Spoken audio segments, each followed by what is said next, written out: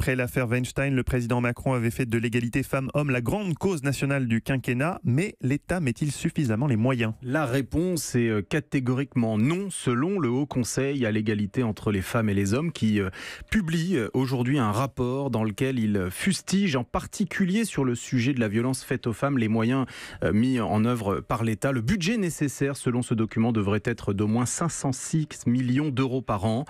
Dans la réalité, aujourd'hui, l'État ne débloque que 79 millions chaque année, c'est 6 fois moins.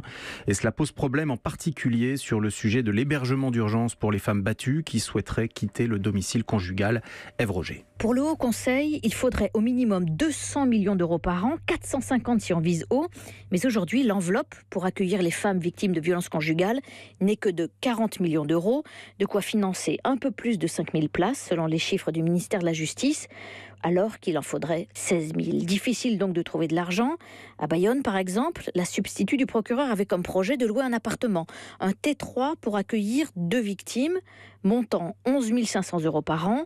La préfecture n'en a trouvé que 3 800 à la grande stupéfaction de Aude Le Hérissier, magistrate à Bayonne. J'ai été surprise parce que des logements d'urgence existent pour les personnes qui sont victimes de violences conjugales, mais ils n'arrivent pas à satisfaire toutes les demandes. Sur Bayonne, il y a 8 places fixes pour ces personnes-là, sachant qu'une femme qui vient avec par exemple 2 enfants, ça fait déjà 3 places de prise. Finalement, la communauté d'agglomération a décidé de combler le trou et c'est tant mieux, car pour les associations, il est capital que ces femmes n'atterrissent pas dans des centres d'hébergement d'urgence classiques, avec des hommes, souvent SDF. Et puis pour être totalement protégées d'un conjoint violent, les victimes doivent se réfugier dans des maisons banalisées aux adresses gardées secrètes. Les précisions d'Ève Roger, chef du service Société d'Europe 1. Les tennismen